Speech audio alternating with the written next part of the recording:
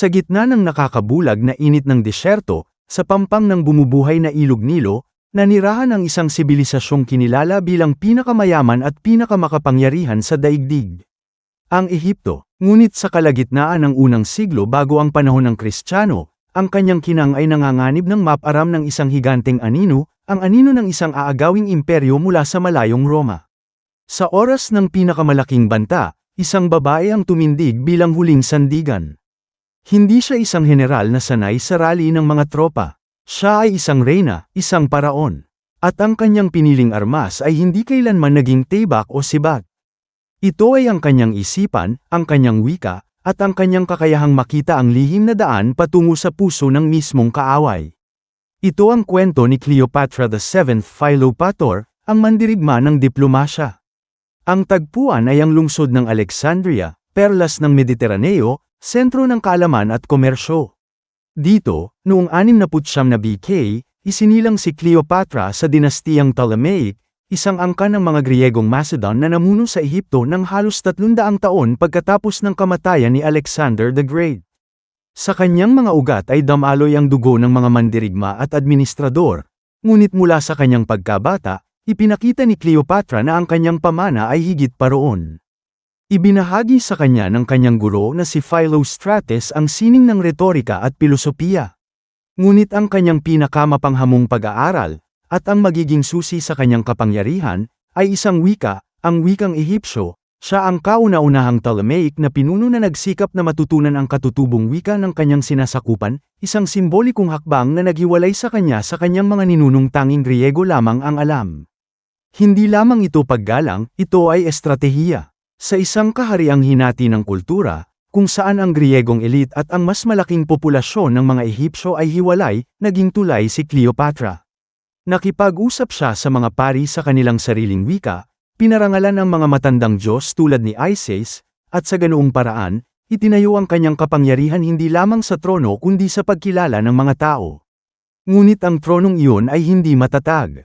Ang kanyang ama, si Ptolemy XII Auletes, ay isang pinunong lubhang nakaasa sa Roma. Upang mapanatili ang kanyang pwesto, umutang siya ng malaki sa mga Romano at nangako ng malalaking tributo, na iniwan ang kabangyaman ng Ehipto ng lubog sa utang. Nang si Cleopatra ay mag-18 anyos at ang kanyang ama ay pumanaw, ang trono ay ipinamana sa kanya at sa kanyang 10 taong gulang na kapatid na lalaki, si Ptolemy XIII, ayon sa kaugalian ng dinastiya. Sa simula, siya ang nangingibabaw. Ngunit ang korte ay puno ng mga ahas. Ang mga tagapayo ng batang lalaki, naiinggit at nangangambang mawala ng impluwensya sa isang babaeng reyna, ay nagtangka laban sa kanya. Sa loob ng ilang taon, si Cleopatra ay napilitang tumakas palayo sa Alexandria, itinaboy sa disyerto, habang ang kanyang sariling kapatid ay ginamit na kasangkapan laban sa kanya. Mula sa pagkatapon sa Syria, nagtipon siya ng isang hukbo ng mga mercenary. Handang ipaglaban ang kanyang karapatan. Ngunit alam ni Cleopatra na ang labanan para sa Ehipto ay hindi lamang mapagwawagi sa larangan ng digmaan sa Pelusium. Ito ay mananaig sa mas malaking larangan ng politika, isang larangan na ngayon ay ganap ng pinangingibabawan ng Roma. Ang kapalaran, sa anyo ng isang nagkakagulong digmaang sibil sa Roma, ang nagdala ng susi sa Alexandria. Ang Romanong general na si Pompey, natalo sa labanan ng Pharsales, ay humingi ng kanlungan sa Ehipto, inaasahan ang pagkakaibigan sa pamilya ni Ptolemy. Sa halip, pinaslang siya ng mga tagapayo ni Ptolemy XIII, sa pag-asang papuri-hatiin sila ng nagwawaging Caesar. Nang dumating si Julius Caesar, ipinakita sa kanya ang pinugutan at nausyus na ulo ni Pompey. Ngunit sa halip na matahimik, nasuka ang general. Ipinakita nito ang kawalan ng dangal at ang mapanganib na kawalang katatagan ng mga pinuno ng Ehipto. Dito, gumawa ng isang hakbang si Cleopatra na magpapaiba sa kasaysayan.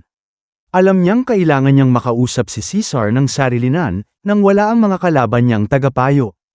Ngunit ang palasyo ay napapaligiran ng mga tauhan ng kanyang kapatid. Kaya't, ayon sa maalamat na salaysay, nagpakita siya ng katalinuhan na sumasalamin sa kanyang karakter. Ipinabalot niya ang kanyang sarili sa isang makinang na carpet, o marahil ay isang sako ng linen, at ipinapasok ito sa silid ni Caesar bilang regalo.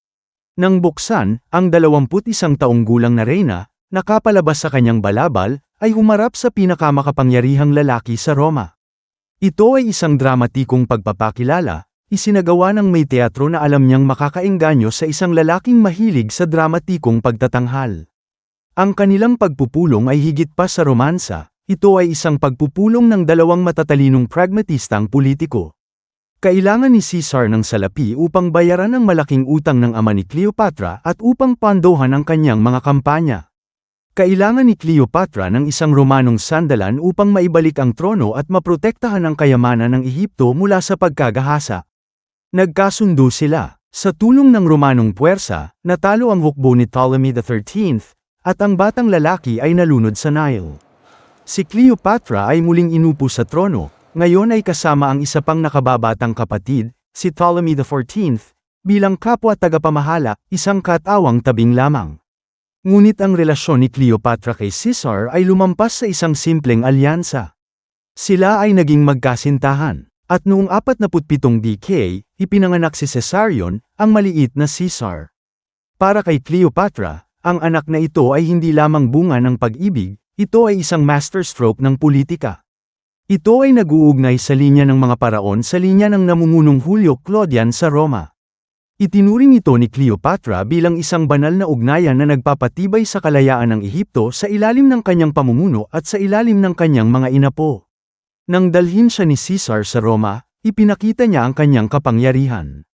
Nanirahan siya sa kanyang villa sa tabi ng Tiber, isang hari kliyente, ngunit isang hari pa rin.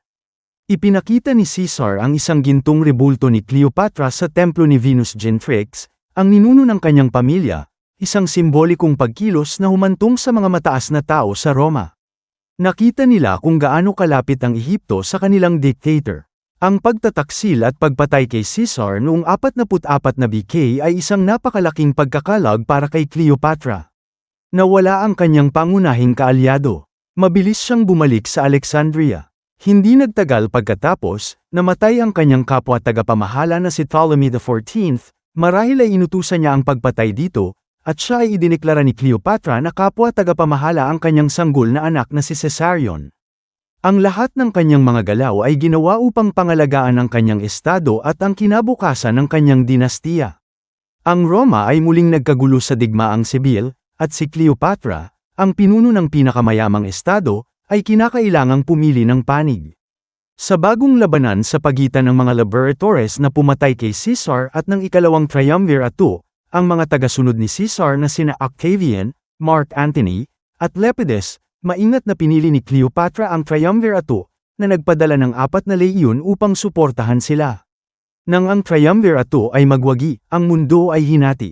Si Octavian ay namuno sa kanluran, at si Mark Antony, bilang pinakamalakas na general, ay nang asiwa sa silangang imperyo, kabilang ang hangganan ng Ehipto. Noong 41 BK, inanyayahan ni Antony si Cleopatra na magkita sa Tarsus upang sagutin ang mga tanong tungkol sa kanyang katapatan. Muli, naghanda si Cleopatra ng isang paparating na hindi malilimutan. Dumating siya sa isang napakarikong barko na may mga pilak na sagwan, mga layag na tina ng purpura, at pinabanguhan ng insenso. Nakahiga siya sa ilalim ng isang gintong baldachin, nakabihis bilang ang Diyos ang si Isis. Ito ay isang pambihirang pagtatanghal ng kapangyarihan at kayamanan, isinagawa upang libangin ang lalaking nakilala sa kanyang pagsamba sa Diyos na si Dionysus. Tulad ng inaasahan, si Antony ay nabihag. Muli, ang pagtatagpo ay naging isang matibay na pampulitikang pagsasama. Si Antony, na nagpaplano ng isang malaking kampanya laban sa imperyo ng Parthia, ay nangangailangan ng napakalaking pondong tanging ang Ehipto lamang ni Cleopatra ang maaaring magbigay. Si Cleopatra, nangangailangan ng isang Romanong protector na katulad ni Caesar, ay handang magbigay. Ngunit ang kanilang kasunduan ay lumalim sa personal at pampulitika. Sila ay naging magkasintahan at nagkaroon ng 3 anak, ang mga kambal na sina Alexander Helios at Cleopatra Selene, at si Ptolemy Philadelphus. Samantalang ang pag-ibig sa pagitan nila ay maaaring tunay, ang kanilang alyansa ay isang sinadya at nakababahala na pagbabalanse sa mundo. Si Antony ay tumigil na ituring ang Ehipto bilang isang estadong kliyente. Sa halip, ginamit niya ang kayamanan ng Ehipto bilang bangko at sandata ng kanyang sariling imperial na mga hangarin, at binigyan si Cleopatra ng pagkilala bilang isang kapantay na pinuno. Sa kanilang tanyag na mga donasyon ng Alexandria, noong 34 na BK, ipinahayag ni Antony ang kanyang mga anak kasama si Cleopatra bilang mga hari at reyna ng iba't ibang mga kaharian sa silangan, at idineklara si Caesarion bilang tunay na anak at lehitimong tagapagmana ni Julius Caesar, isang direktang atake sa katayuan ni Octavian. Para kay Octavian, ito ang hudyat ng digmaan. Ginamit niya ang malalim na ugat ng pagkamuhi ng mga Romano sa mga taga-silangan at takot sa isang malakas na babaeng pinuno. Sa pamamagitan ng isang malakas na kampanya sa propaganda, inilarawan niya si Antony bilang isang lalaking nolson ng isang banyagang bruha, isang traidor na nagpaplano na ilipat ang kabisera ng Roma sa Alexandria at ibigay ang imperyo sa isang reyna mula sa Ehipto. Binasa niya sa Senado ang tinutukoy niya bilang testamento ni Antony, na nagpapakita ng mga pag-aari sa kanyang mga anak kay Cleopatra at ng kanyang Hungarian ilibing sa Alexandria. Ang digmaan ay idineklara hindi laban kay Antony, isang Romanong mamamayan, kundi laban sa banyagang si Cleopatra. Ang labanang ito, sa pagitan ng diplomasya ni Cleopatra at ng makinang propaganda ni Octavian, ay haantong sa isang banggaan sa dagat.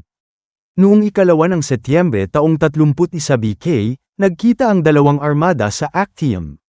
Ang mga barko ni Antony at Cleopatra, na mas malaki at may mas maraming tropa, ay humarap sa mas maliliit ngunit mas mabilis at mas mahusay na mga barko ni Octavian, sa ilalim ng komandante nitong si Agrippa. Ang taktika ni Octavian ay iwasan ang isang malaking labanan at gutuman ang mga puwersa ni Antony. Sa gitna ng labanan, nang ang pagkakataon para sa tagumpay ay tila lumiliit, isang nakakagulat na bagay ang nangyari. Ang 60 mga barko ni Cleopatra, na nakahanay sa likuran, ay biglang nagbukas ng kanilang mga layag at nagpaunang umalis sa labanan. Si Antony mismo, nang makita ang barko niya, ay tumalon sa isang mas mabilis na barko at sumunod sa kanya, iniwan ang kanyang buong hukbong dagat upang masira at malipol. Bakit? Maraming teorya. Marahil ito ay isang nakaplanong pag-urong na nagkamali, o marahil ay isang biglaang takot. Anuman ang dahilan, ito ay isang sakunang pangpsikolohikal. Ipinakita nito na ang pinuno ng silangan, si Mark Antony, ay higit na tapat sa kanyang reyna kaysa sa kanyang sariling mga tropa. Nawasak ang kanyang reputasyon. Ang mga natitirang puwersa ni Antony ay sumuko. Samantala, si Octavian ay lumusab sa Ehipto. Sa Alexandria, na kinubkob ng mga Romano, umikot ang huling mga pangyayari. Nang marinig ni Antony ang maling balita na si Cleopatra ay namatay, tumalima siya sa kanyang kodigo ng isang Romano at sinaksak ang kanyang sarili gamit ang kanyang espada. Dinala siya, naghihingalo, sa Templo Mausoleo kung saan nagtatago si Cleopatra.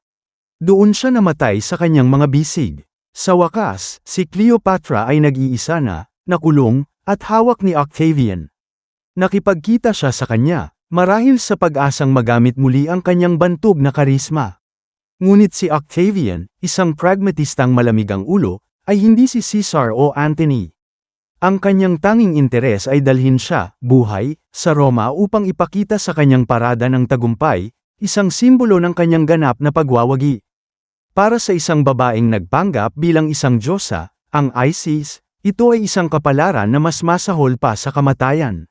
Noong 12 ng Agosto taong 30 BK, pagkatapos ilibing si Antony ng may karangalan, si Cleopatra, sa edad na 39, ay nagpakamatay.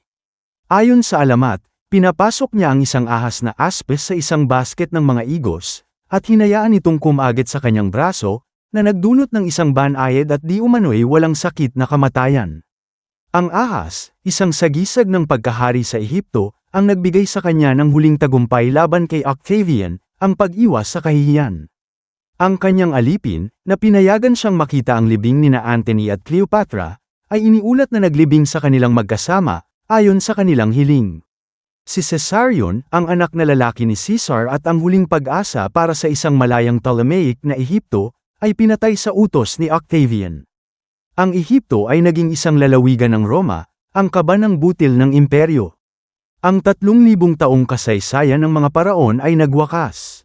Sa loob ng 21 taon, ipinagtanggol ni Cleopatra VII ang Ehipto hindi sa pamamagitan ng puwersa ng militar, ngunit sa pamamagitan ng lakas ng kanyang personalidad, ang lalim ng kanyang talino, at ang kanyang kakayahang makipag-ugnayan sa mismong sentro ng kapangyarihang Romano. Ang kanyang mga relasyon kina Julius Caesar at Mark Antony ay hindi mga simpleng romansa kundi mga sopistikadong alyansa sa politika, mga pagsasamang dinisenyo upang balansehin ang kapangyarihan ng Roma laban sa sarili nitong mga hidwaan.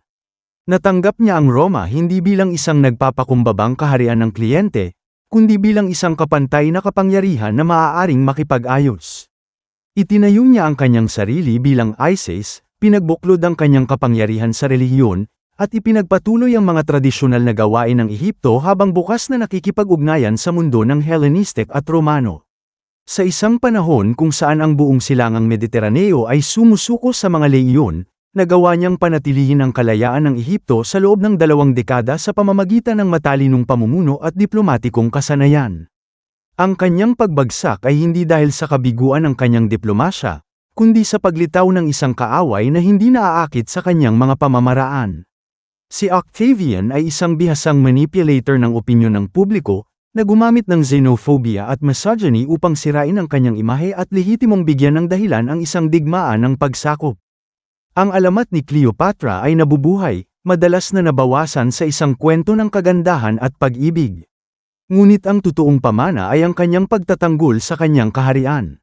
Siya ay isang mandirigma na nakikipaglaban sa pinakamakabagong paraan na alam niya, na ginamit ang bawat kasangkapan sa kanyang kapangyarihan, wika, relihiyon, kayamanan, at personal na ugnayan, upang harapin ang hindi mapipigil na pag-ikot ng kasaysayan. Sa huli, ang kanyang diplomasya ay hindi sapat upang talunin ang dakilang makina ng digmaan ng Roma. Ngunit ito ay nagbigay sa kanya ng isang pagkakataon, isang magiting at mahabang pagkakataon, na manatiling malaya. At iyon, sa sarili nito, ay isang uri ng tagumpay. Ang kanyang mga huling salita, ayon sa Makata, ay, maging ito ba ay karapat-dapat? Para sa isang reyna na nanindigan para sa kanyang mga tao hanggang sa katapusan, sa isang paraon na pinili ang sariling kamatayan kaysa sa pagkaalipin, marahil ito ay